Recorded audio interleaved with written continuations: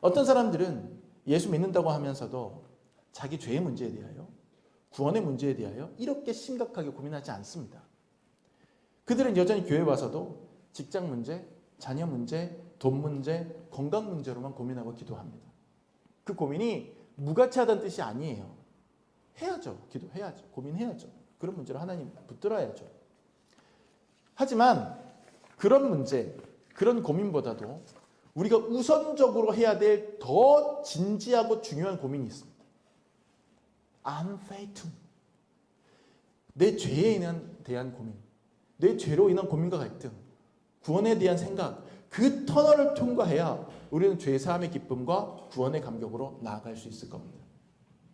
비록 피하고 싶은 어두운 그늘이지만 그 길에 기꺼이 서서 unfaithful의 처절한 과정을 온몸으로 맞아서 극복해낼 때 하나님은 단지 돈 문제, 건강 문제, 가족 문제가 해결될 때 맛보는 감격, 은혜와는 비교할 수 없이 더 크고 놀라운 영생의 구원의 감격을 우리에게 선물해 주실 거예요.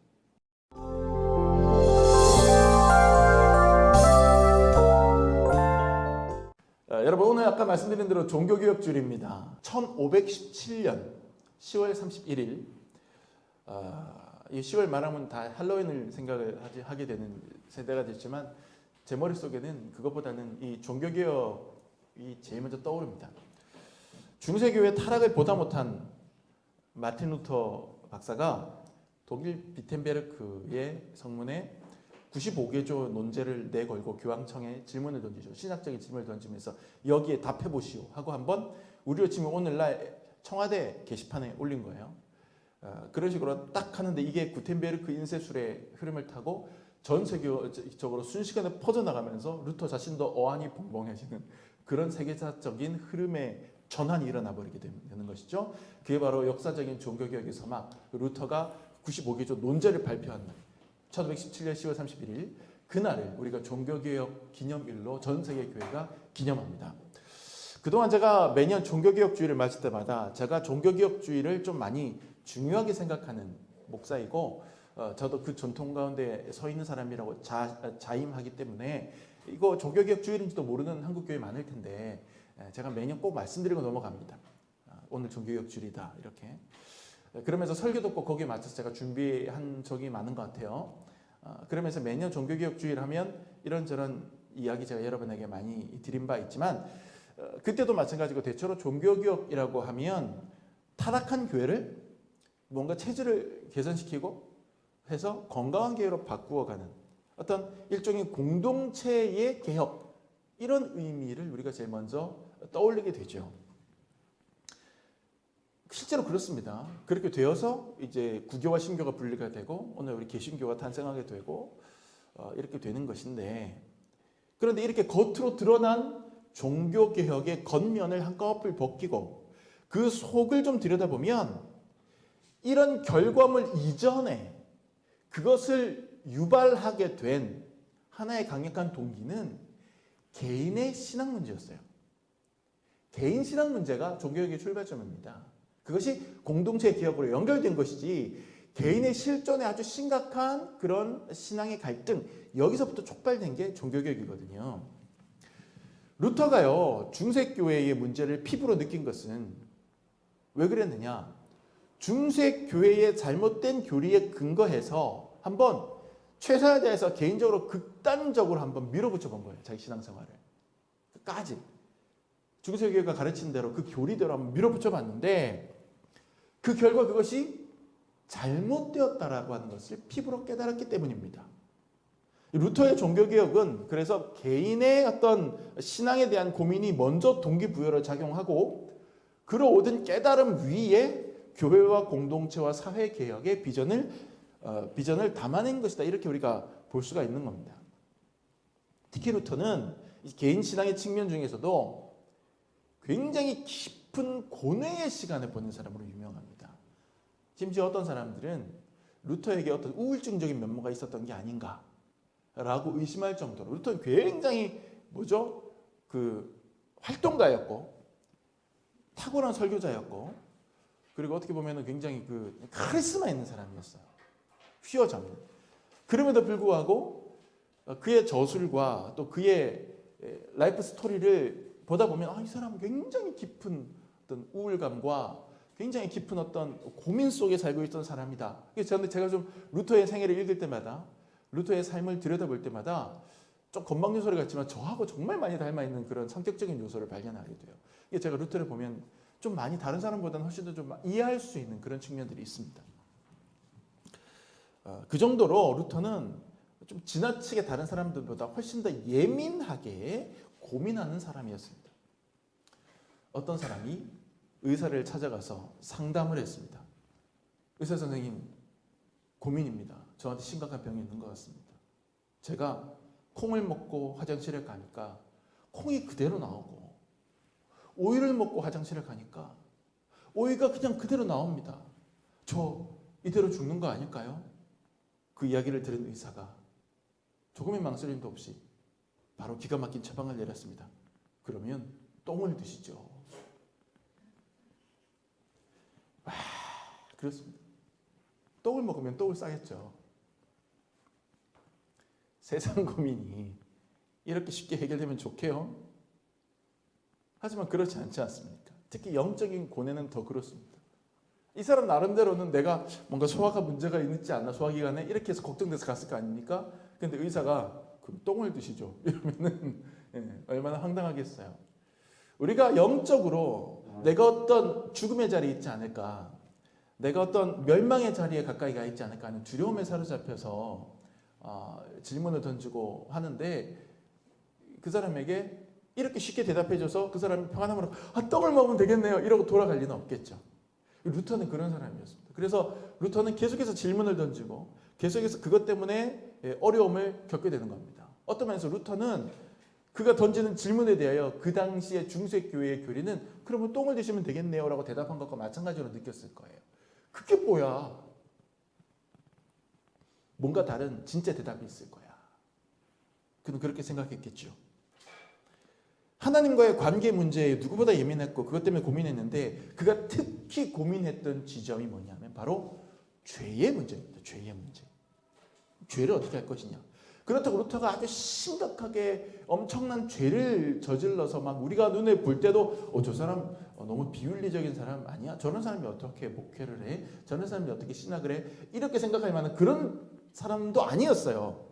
오히려 그는 누구보다 더 거룩하고 경건한 삶을 살기 위해서 굉장히 노력한 사람이었음에도 불구하고 워낙에 예민한 양심을 가졌기 때문에 다른 사람들은 가볍게 여길 만한 흠만으로도 계속되는 죄책감에 시달리는 거예요. 과연 내가 구원받을 수 있는 것인가? 라고 하는 걱정에 그를 사로잡은 거죠. 그래서 그는 이 문제를 해결하기 위해서 중세교회의 가르침을 한번 극단적으로 밀고 나가 봅니다. 마치 이 환자가 진짜 의사 얘기대로 똥을 먹는 것처럼 그럴 리는 없겠지만 루터는 가르친 대로 배운 대로 최선을 다해서 해보는 거예요. 뭐냐면 종교적인 고행과 열심. 엄청나게 합니다. 그래서 루터가 갈등이 이 중간에 깨달음의 과정들이 있거든요. 루터에게.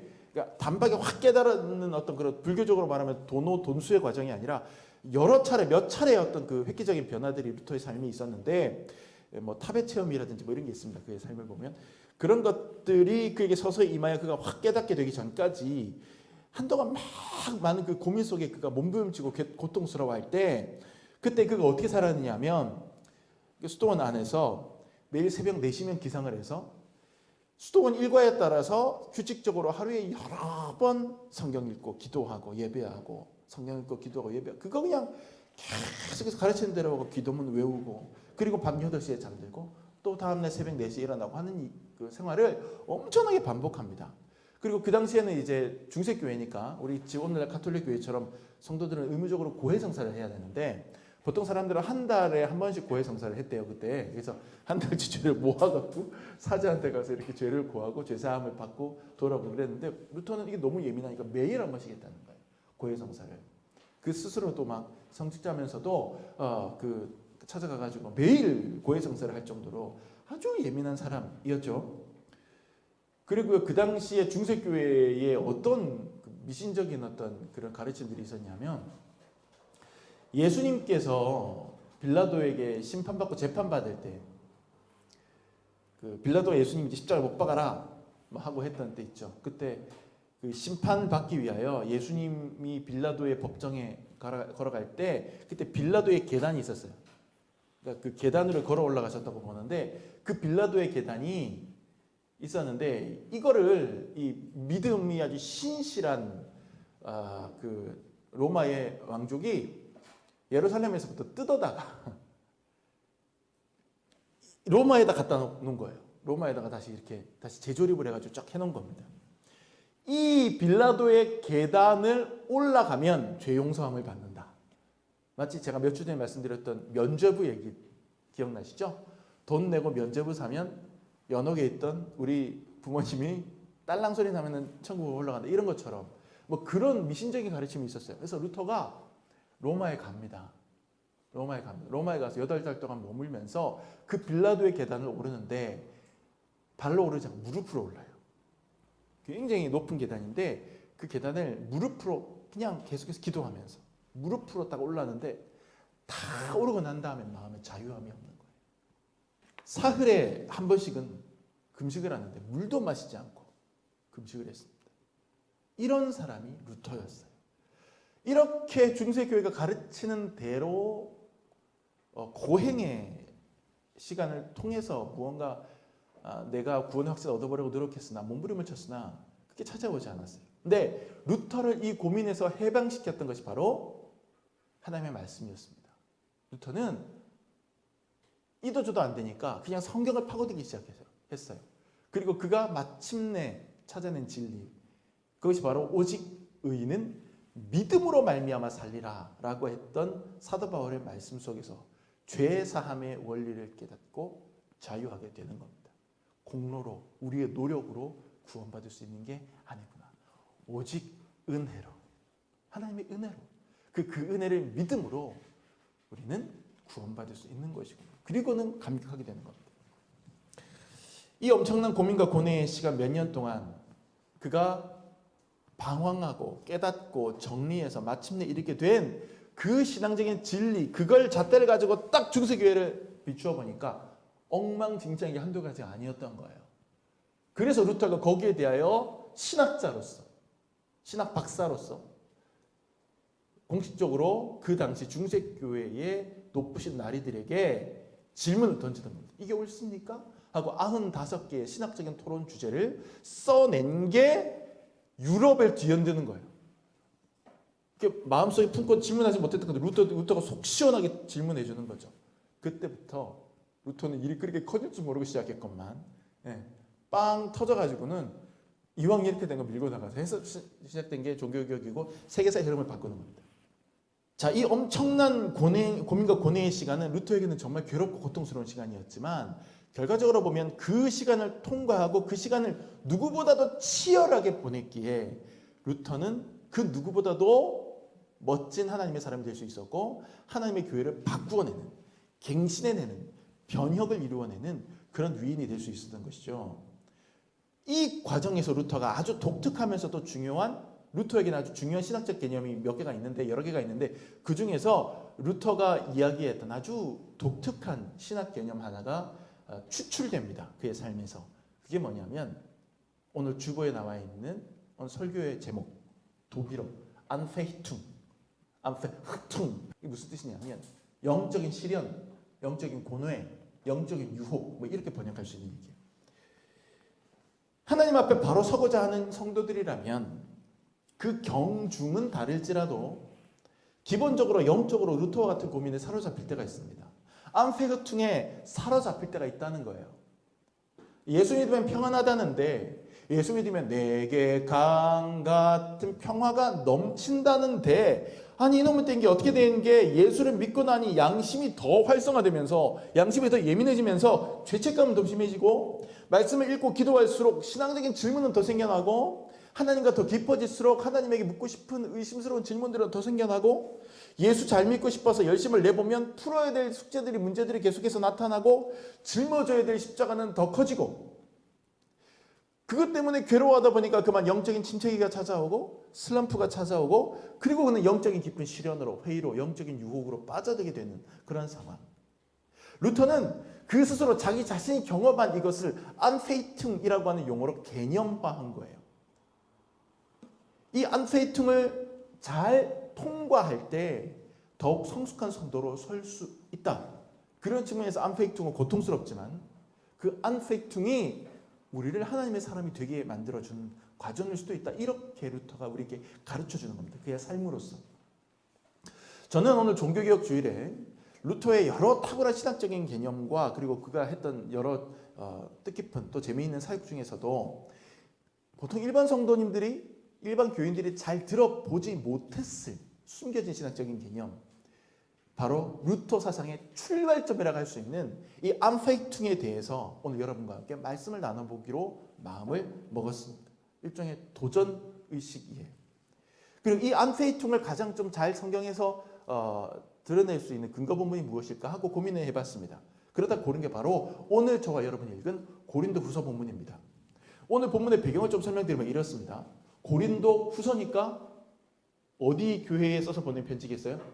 고린도 교회에 써서 보낸 편지겠죠. 바울이 고린도 교회에 써서 보낸 편지입니다. 근데 이 고린도 교회가 어떤 교회였느냐? 굉장히 촉망받는 교회, 또 굉장히 가능성이 있는 그런 교회였어요. 그럼에도 불구하고 여러 문제와 죄악들이 아주 많은 교회이기도 했습니다. 오늘날도 굉장히 사람들에게 선망받고 칭찬받는 그런 큰 교회들이 문제가 많은 경우가 많죠. 이제 그런 것과 마찬가지입니다. 사도 바울은 고린도 교회를 너무너무 사랑했던 만큼, 그 스스로가 고린도 교회를 낳았던 거나 산파 역할을 했던 만큼 이 고린도 교회가 정말 입에 담기도 어려운 아주 심각한 죄가 넘쳐나고 문제가 아주 넘쳐나고 막 그렇다는 이야기를 듣고 너무 큰 충격을 빠집니다. 제가 여러 번 말씀드렸습니다만 그 당시에 사도들은 한 곳에서 목회하는 게 아니라 교회를 이렇게 만들어 놓고 돌보고 그 다음에 일정 기간이 지나면 뭐 몇 달이든 아니면 몇 년이든 있은 다음에 그 다음에 떠나죠. 그리고 다른 데 가서 또 그렇게 사역을 하고 또 떠나고 이제 그걸 쭉 기록해 놓은 게 사도행전 아니겠습니까?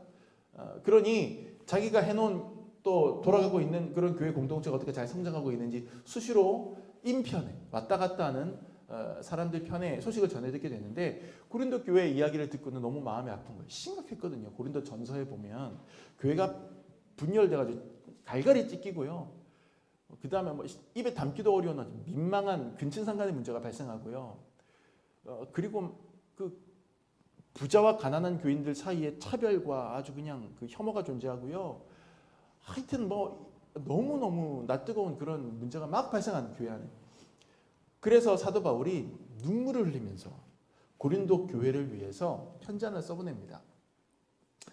그게 고린도 전서였다. 그가 눈물을 써보낸 편지가 고린도 전서였다는 설이 있고 고린도 전서하고 별도로 또 다른 편지가 있었을 것이다. 뭐 이렇게 보는 설도 있는데 하여튼 그가 눈물로 편지를 써서 보낸다. 내가 너희한테 눈물로 써서 편지를 보냈었다라는 게 고린도 후서 2장 4절에 나옵니다. 그래서 신학자들이 성경학자들이 이것을 눈물의 편지다 이렇게 이름 붙였거든요. 그 눈물의 편지가 고린도 전서인지는 알 수 없지만 하여튼 그 눈물의 편지를 써서 자기의 오른팔이 디모데고 왼팔이 디도였거든요. 사도 바울이 자기 왼팔에 해당하는 디도의 손에 딱 쥐어서 보냅니다. 따끔하게 혼내는 내용이에요. 따끔하게 혼내는 내용을 딱 써서 보내. 그러니 넌 이렇게 하여라 저렇게 하여라 해서 써서 들려 보내놓고 사도 바울의 마음이 어땠을까요? 절대로 편하지 않습니다. 굉장히 괴롭습니다. 그래서 눈물의 편지잖아요. 제가요 우리 교회 몇 안 되는 아이들을 살피면서 안아주고 품어주고 쓰다듬어주고 축복해주고 사랑해주고 기도해주지만 때때로 가끔 혼도 내고 그럽니다. 이제는 조금 이제 따끔하게 혼도 내도 되지 않겠나 이렇게 생각해서 가끔씩 따끔하게 혼도 내고 그러는데 그렇게 혼내서 들어보내놓고는 제 아내는 알 거예요. 제가 집에 돌아가면 얼마나 괴로워하는지. 혼자서 그냥 한숨 쉬고 걱정하고 얘네들이 그걸 받아들일 수 있을까 걱정하고 그러다가 다음 주일에 이 아이들이 웃는 얼굴로 밝은 얼굴로 나타나서 또 뭔가 조금 더 노력하는 모습을 보여주면 이 또 너무 예쁘고 신이 나서 활짝 웃게 된 이게 아빠의 마음이고 부모의 마음이고 또 목회자의 마음이거든요. 사도 바울도 딱 그랬습니다.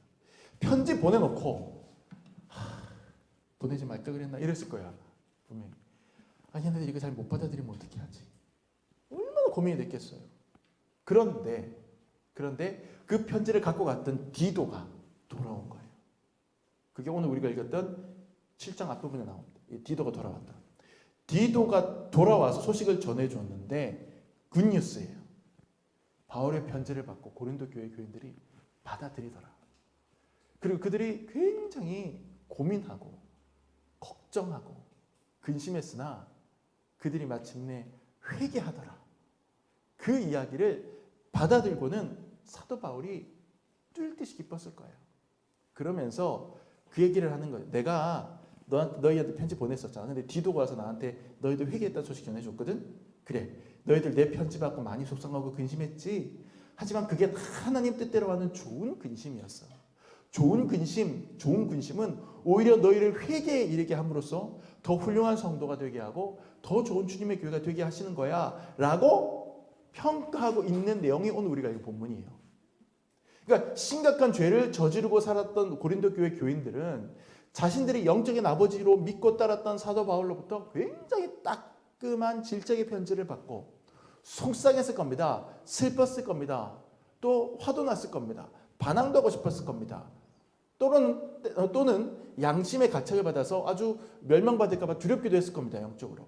그들에게 있어서 그 시간은 바로 안페이퉁의 시간이었을 겁니다.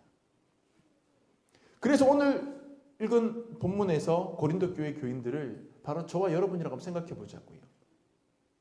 그리고 우리의 안페이퉁, 영적 고민을 한번 생각해 보자는 겁니다. 제가 지금 단독 목회 한 4년쯤 하니까 설교하면서 예화가 계속 했던 얘기 또 하고 하는데 늘 말씀드리지만 그 예화를 기억을 못 하시기 때문에 제가 또 합니다. 초등학교 1학년 때 학교 정문 앞에 달고나 사 먹었던 이야기 기억하시나요? 제가 초등학교 1학년 때 바로 학교 정문 앞에 한 아저씨가 달고나를 팔고 있었는데 제가 살았던 고향에서는 달고나라고 부르지 않아서 쪽자라고 그랬거든요. 저희 동네에서는 쪽자를 팔았는데 그때 10원인가 20원인가 그랬어요. 근데 그날따라 조회 시간인지 종례 시간인지 담임선생님이 학교 앞에서 불량식품 사 먹지 마세요 여러분. 좀 혼납니다. 이제 그러신 거예요. 근데 제가 그 전에 한 번도 길거리에서 돈 주고 쪽자를 사 먹은 적이 없었거든요. 엄마가 돈도 잘 안 줬고. 근데 마침 그날 제 주머니에 있었던 것 같아요. 돈이 몇십 원 있었던 것 같아요. 그때 하지 말라 그러면 더 하고 싶잖아요. 이상하게 사람들이. 교원 앞에 딱 나섰는데 다른 애들 휙휙 다 지나가는데 이상하게 그날따라 그 쪽자 아저씨가 달고나 아저씨가 눈에 크게 들어오는 거예요. 다른 애들 다 저거 해먹는데 나도 한번 해보자. 이런 생각으로 아저씨한테 탁 달고나 하나 쪽자 하나 해달라고 주문을 하고 그 앞에 이렇게 조그만 아주 의자 이렇게 있어요. 간이 의자 같은 거 놓고 앉아갖고 주머니에 동전을 딱 꺼내서 짤랑짤랑 하는 찰나 바로 그 순간 아저씨는 이미 국자에다가 설탕을 다 뿌리고 불에 올려놓고 이제 보글보글 하고 있는 그 순간 바로 옆에 교문의 문이 삐그덕 열리더니 아직 퇴근 시간도 아닌데 우리 담임선생님이 걸어 나오시는 거예요. 다른 선생님하고 같이. 저는 그때 느꼈던 엄청난 공포를 잊을 수가 없습니다. 정말 잊을 수가 없습니다. 그 공포를. 야, 나 이제 죽었구나. 선생님한테 혼날 거라는 생각. 그리고 나는 정말 나쁜 아이구나. 선생님 말씀 안 듣는 나쁜 아이구나라고 하는 걸 알 수 없는 큰 죄책감이 내한테서 솟아오르는데요. 저도 모르게 동전을 손에 쥔 채로 벌떡 일어나서 아저씨한테 아저씨 저 안 할 거예요. 안 할래요. 그러고는 그냥 주랭랑을 치려고 했습니다. 그런데 이 아저씨가 이미 설탕을 뿌렸잖아요. 그냥 급한 김에 손을 쫙 뻗는데 제 목덜미에 딱 잡혔어요. 이 아저씨가 어딜 가 이놈 자식아 이러면서 확 당겼는데 그냥 그 우악스러운 아저씨가 당기니까 그냥 발라당 바닥에 확 나자빠지면서 한 2번을 굴렀어요. 2번 굴고 눈을 딱 뜨니까 바로 앞에 선생님이 이렇게 보고 있는 거예요. 와, 그때 제가 느꼈던 수치심, 죄의식. 근데 저는 양쪽으로 죄의식을 느끼는 거예요. 하나는 선생님이 하지 말라고 한 거 해서 했는데 바로 선생님한테 바로 현장 적발된 난 정말 나쁜 아이구나 라고 하는 선생님에 대한 죄의식. 또 한편으로는 달고나 쪽지 아저씨한테 대한 그 아저씨가 저를 거치게 다룬 거에 대해서 분노도 살짝 있었지만 그럼에도 불구하고 제가 그 어린 마음에도 주문해놓고 돈도 안 주고 차라리 제가 지금이었으면 돈은 주고 갔으면 아저씨가 잡진 않았을 텐데 돈도 안 주고 간 거 지금으로 표현하면 노쇼죠, 노쇼. 예. 그 노쇼를 한 거에 대한 어떤 그 나의 그 어떤 비윤리성 뭐 이런 건지 모르겠어요. 동시에 느끼는 거죠. 담임선생님 여자 선생님인데 단번에 상황을 파악하시고는 잠시 바라보시더니 한 말씀 안 하시고 그냥 지나쳐 가셨어요. 그리고 저는 어쩔 수 없이 하나도 맛이 느껴지지 않는 그 달고나를 억지로 입에 쑤셔 넣으면서 집에 갔던 기억이 있습니다. 근데 그날의 그 두려운 기억이 아직도 이 나이가 돼서도 우리 성도들에게 가끔씩 제가 설교 예화로 사용할 만큼 저한테는 강렬하게 남아있는 거예요. 죄의식, 죄책감, 나쁜 짓을 하다가 걸렸다라고 하는 어떤 그런 두려움, 깜짝 놀라는 그 감정. 지금 생각하면 아무 일도 아니에요. 근데 그 어린 콜릭의 입장에서는 이건 마치 살인죄를 저지르고 들통난 죄인의 마음같이 그런 무게감으로 엄청난 두려움을 느껴야 했습니다. 우리가 하나님 앞에서 갖게 되는 죄의식이라는 게 이런 거예요. 부모님도 모릅니다. 친구도 모릅니다. 목사님도 모릅니다. 그런데 오직 나만 압니다. 내가 무슨 생각을 했고 내가 무슨 말을 했고 내가 무슨 짓을 했는지 그런 양심의 가책거리들 비밀처럼 간직하고 있는 나만의 죄들 그런 은밀한 기억과 죄악된 경험들을 우리는 다 한두 개씩 지니고 살아갑니다. 예수 믿으면 천국 간다고 구원받는다고 말은 하는데 그리고 그것을 믿고는 싶은데 머리로는 받아들여지는데 여전히 두려워하는 내 마음이 나 자신에게 이렇게 속삭이죠. 정말 하나님이 네 죄를 용납해 주실까? 하나님이 너를 무섭게 벌 주시고 너를 단호하게 거절하시면 어쩔 건데? 하나님 앞에 서면 평안할 줄 알았는데 오히려 그분 앞에서 평안함이 사라지고 오히려 그분이 무서운 심판주로 인식되어서 무서워, 두려워, 떨게 되는 그래서 너무너무 고민스러워지는 고뇌의 자리 아무도 안 그런 척하면서 신앙생활을 하지만 사실은 그들 마음속 깊은 곳에 다 있는 그런 불신앙의 두려움 이것이 바로 안페이퉁의 시간이고 안페이퉁의 자리입니다. 예수님조차 십자가에 못 박히셨을 때 어떻게 말씀하셨습니까? 나의 하나님 어찌하여 나를 버리셨나이까 이렇게 예수님께서 말씀하셨어요. 이 말씀이 해석하기 참 어려운 말씀인데 여러 가지 측면으로 해석을 하고 저도 다른 측면에서 해석을 해봤습니다만 루터의 경우는 성경에 나와 있는 여러 성경 구절 중에 아주 특별하게 위대한 구절이 있다라고 얘기를 하는데 바로 이 구절을 꼽았습니다. 나의 하나님 어찌하여 나를 버리셨나이까. 왜 그럴까요? 루터에게는 이 말씀이 안페이퉁 예수님이 겪으신 안페이퉁으로 받아들여진 거예요. 안페이퉁은 예수님조차 통과하신 과정이다. 이렇게 생각해 보면 심지어는 구원을 이루시는 최종 단계인 십자가 위에서까지 따라붙었던 그런 최종적인 시험이다라고 생각해 보면 이 안페이퉁은 우리가 신앙생활하고 살아있는 동안 끝까지 우리를 쫓아다니는 메멘토 모리일지도 모릅니다. 메멘토 모리 뭡니까? 옛날에 로마의 개선 장군이 전쟁에서 승리하고 병력을 거느리고 개선문으로 들어와서 개선할 때 그를 환영하는 인파 속에서 마차를 타고 카 퍼레이드를 하면서 축하를 받을 때 그때 그 혼자서 막 환호를 받으면서 다니는 게 아니라 반드시 그 옆에는 포로나 노예 중에 한 명을 고용해서 그 옆에 서서 인파들이 환영하는 그 순간에 바로 옆에서 계속해서 귀에다 대고 외치게 하는 거예요. 속삭이게 하는 거예요. 메멘토 모리. 이 얘기가 계속 들리면서 환영객들이 환영인파의 손을 흔드는 거예요. 메멘토 모리는 무슨 뜻이냐? 죽음을 기억하십시오 이 뜻이에요. 죽음을 기억하라. 이 얘기는 뭡니까? 당신은 지금 환호를 받고 있지만 당신은 지금 승리했지만 당신도 결국은 죽을 수밖에 없는 존재임을 기억하고 교만해지지 말고 겸손하십시오. 이 뜻이에요. 그 이야기, 그 메멘토 모리를 계속해서 내가 최고의 영광의 자리에 있는 동안 옆에 사람을 고용해서라도 내 귀에다 계속해서 얘기하게 하는 게 로마의 전통이었던 거예요. 메멘토 모리. 마찬가지로 안페이퉁은 우리가 한번 그것을 통과하고 구원받았다고 해서 끝나는 게 아니라 구원의 개선문을 통과해서 하나님의 자녀가 되었다고 해서 우리에게 아예 찾아오지 않는 시험이 아니라 예수님께서 십자가의 마지막 순간까지도 그것을 겪어내신 것처럼 구원받은 백성들에게조차 수시로 나타나서 우리를 유혹하고 우리를 흔들리게 하고 우리를 걱정스럽게 함으로써 최종적으로는 우리가 교만해지지 않고 다시금 자기 구원을 돌아보고 다시금 하나님 앞에 내 삶의 매무새를 가다듬게 해주는 그런 선한 역할을 할 수 있는 악인 거예요. 선용되는 악.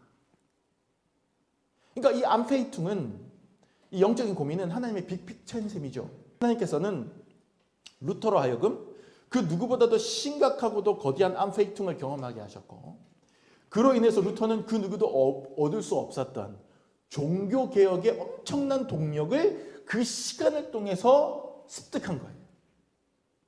그리고 하나님께서 오늘 저와 여러분에게도 암페이퉁의 시간을 주신다면 그것은 그 자체로 그 암페이퉁의 굴복해서 무너지는 뜻이 아니라 그 어둠과 절망에서 헤매므로써 어둠 속 헤매이던 내 영혼 함으로써 최종적으로는 은혜 아니면 나 서지 못하냐 고백하게 만드시려는 그런 뜻이라는 거예요. 그게 하나님의 암페이퉁이라는 거예요. 이런 전 이해를 바탕으로 오늘 본문을 다시 한번 들여다보면 이해가 조금 더 쉬우실 겁니다. 한 번 더 읽어보시죠. 고린도후서 7장 9절에서 11절. 9절. 내가 지금 기뻐함은 너희로 근심하게 한 까닭이 아니요 도리어 너희가 근심함으로 회개함에 이른 까닭이라. 너희가 하나님의 뜻대로 근심하게 된 것은 우리에게서 아무 해도 받지 않게 하려 함이라. 그러니까 너희가 근심하게 되어서 너희를 그 걱정시켜서 내가 편지 보내고 고민 많았지만 근데 지금 나는 기쁘다. 왜? 너희가 근심함으로 회개함에 이르렀기 때문이다. 그러니까 하나님의 뜻대로 근심하게 되는 것은 너희들에게 해를 끼치러 가는 게 아니야. 이 얘기. 10절. 하나님의 뜻대로 하는 근심은 후회할 것이 없는 구원에 이르게 하는 회개를 이루는 것이요 세상 근심은 사망을 이루는 것이다. 그러니까 하나님의 뜻대로 하는 근심, 즉 좋은 근심, 암페이퉁은 우리를 구원에 이르게 하는 회개로 도달하게 하기 때문에 이 후회할 하나도 없다.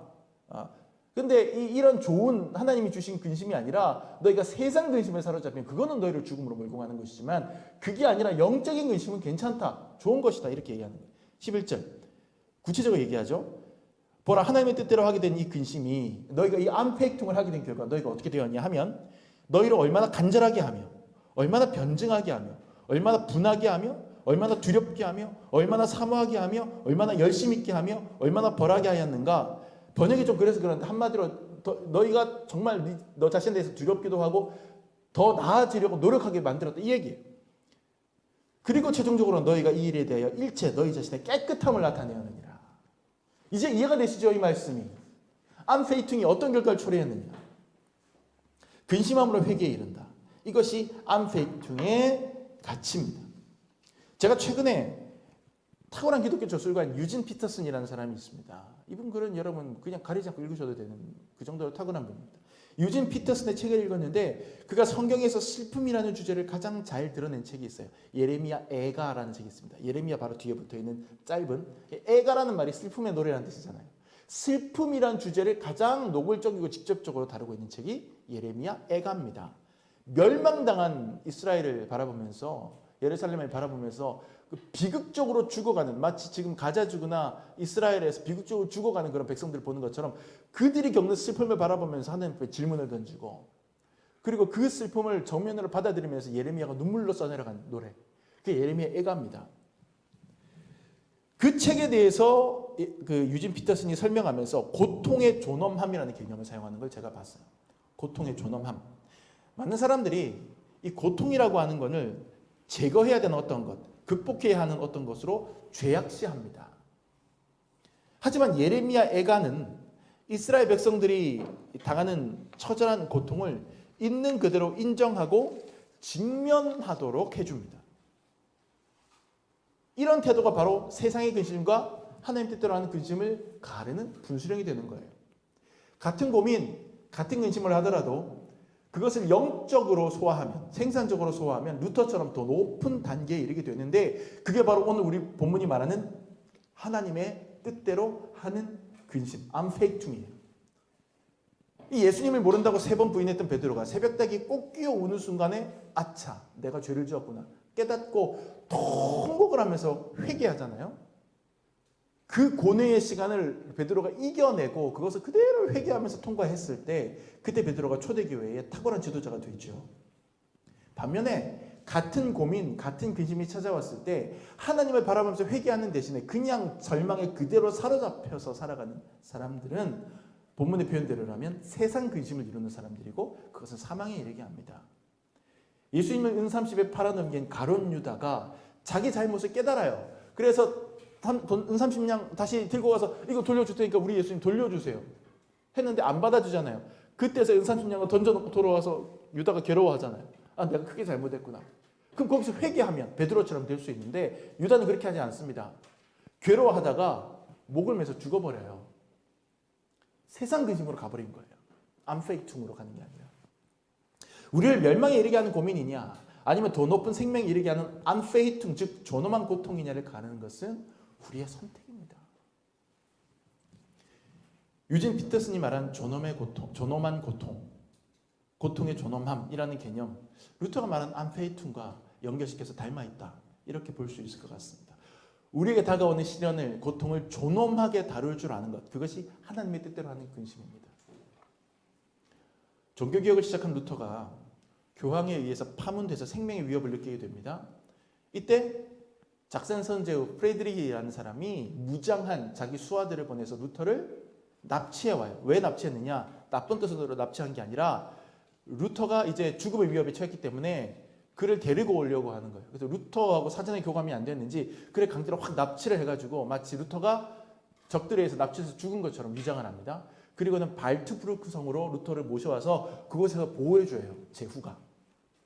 제후가 보호해주는데 이 루터가 이제 그런 위장된 이름과 위장된 신분을 쓰면서 성 밖으로 나가지도 못하고 거기 숨어서 이제 오랫동안 지내게 되는데 숨어서 지내는 동안 루터가 뭐 합니까?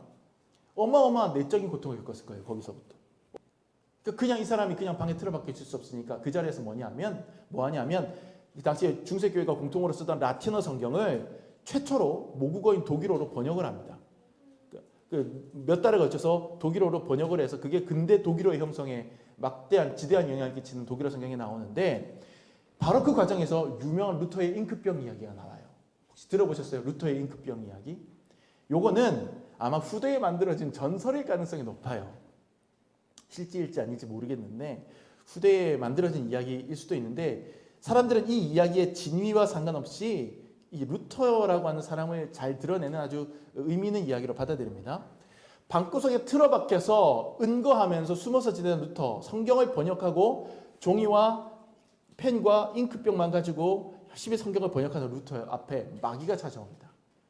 그리고는 마귀가 루터가 그동안 지었던 죄를 하나하나 다 열거합니다. 빽빽하게 다 열거하고는 야, 너 같은 녀석이 교회를 개혁하겠다고? 너 같은 죄인이 무슨 교회를 개혁할 수 있느냐 하면서 강하게 공격합니다. 그 말을 듣던 루터 암페이퉁에 빠집니다. 굉장히 힘이 빠지고 괴로워합니다. 나는 죄인이구나. 어떻게 하면 되지? 그런데 그 고뇌의 시간을 잠시 보낸 루터가 자기가 깨달았던 그 진리를 다시금 끄집어냅니다. 그리고는 힘을 내서 이렇게 외치죠. 마귀여, 네가 말한 내 죄는 모두 사실이다. 하지만 너는 한 가지 모르는 게 있다. 나는 우리 구주 예수 그리스도의 보혈로 죄 사함을 받았다는 사실이다. 그리고는 앞에 있던 잉크병을 들어서 마귀를 향해 던지는 거예요. 그리고 마귀는 사라지고 그때 튀었던 잉크병 자국이 그 방벽에 아직도 희미하게 남아있다라는 스토리인데 실제로 독일의 성지순례 다녀오신 분들이 루터가 성경 번역했다는 그 방에 가서 잉크 자국을 아무리 찾아봐도 못 봤다 이런 사람들이 많아요. 하여튼 이 이야기의 진위와는 상관없이 루터를 소재로 이런 이야기가 얽혀있는 것 자체가 그가 겪었던 치열한 암페이퉁 그리고 그 암페이퉁을 극복하고 마침내 승리하는 개혁자의 모습을 한 얘기 안에 압축해서 담고 있는 것이다 이렇게 생각할 수 있습니다. 어떤 사람들은 예수 믿는다고 하면서도 자기 죄의 문제에 대하여 구원의 문제에 대하여 이렇게 심각하게 고민하지 않습니다. 그들은 여전히 교회에 와서도 직장 문제, 자녀 문제, 돈 문제, 건강 문제로만 고민하고 기도합니다. 그 고민이 무가치하다는 뜻이 아니에요. 해야죠. 기도해야죠. 고민해야죠. 그런 문제를 하나님 붙들어야죠. 하지만 그런 문제, 그런 고민보다도 우리가 우선적으로 해야 될 더 진지하고 중요한 고민이 있습니다. 암페이툼. 내 죄에 대한 고민, 내 죄로 인한 고민과 갈등, 구원에 대한 생각, 그 터널을 통과해야 우리는 죄 사함의 기쁨과 구원의 감격으로 나아갈 수 있을 겁니다.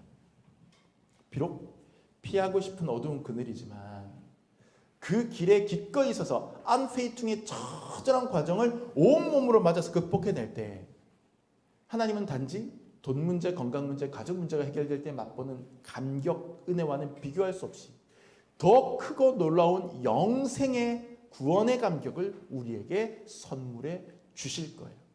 그게 참 그리스도인이 되는 것입니다. 매년 종교개혁 주일이 되면 많은 교회들이 찬송가 585장을 부릅니다. 내 주는 강한 성이요. 마르틴 루터가 종교개혁을 한참 진행하는 과정 중에 작곡한 종교개혁의 진군과 같은 곡이기 때문에 그렇습니다. 탁월한 음악가이기도 했거든요. 저도 이 곡을 부를 때마다 강력한 교황권에 맞서 싸운 개혁가의 기계가 느껴집니다. 그런데 오늘 안페이퉁에 대한 말씀을 여러분과 나누고 나서 이따가 이 찬송을 같이 부를 때 조금 다른 측면에서 불러보면 어떨까 생각합니다. 굉장히 힘있고 파워풀한 군가처럼 느껴지지만 한 개인이 교회를 개혁하는 공동체의 개혁가가 아니라 한 개인이 어둡고 음습하고 치열한 안페이퉁의 과정을 겪어내면서 어떻게든 예수님의 이름으로 그 모든 시련과 유혹을 이겨내어 승리하고자 하는 그런 안페이퉁을 통과해내는 개인 신앙의 곡으로 한번 이해하고 불러봐도 이것도 또 의미가 있겠다는 생각이 듭니다. 내 주는 강한 성이요 방패와 병기 대신이 큰 환난에서 우리를 구하여 내시리로다. 이 땅에 마귀 들끓어 우리를 삼키려 하나 겁내지 말고 섰거라. 진리로 이기리로다. 하나님 뜻대로 하는 근심은 후회할 것이 없는 구원에 이르게 하는 회개를 이루는 것이요 세상 근심은 사망을 이루는 것이니라. 아멘. 함께 기도합시다.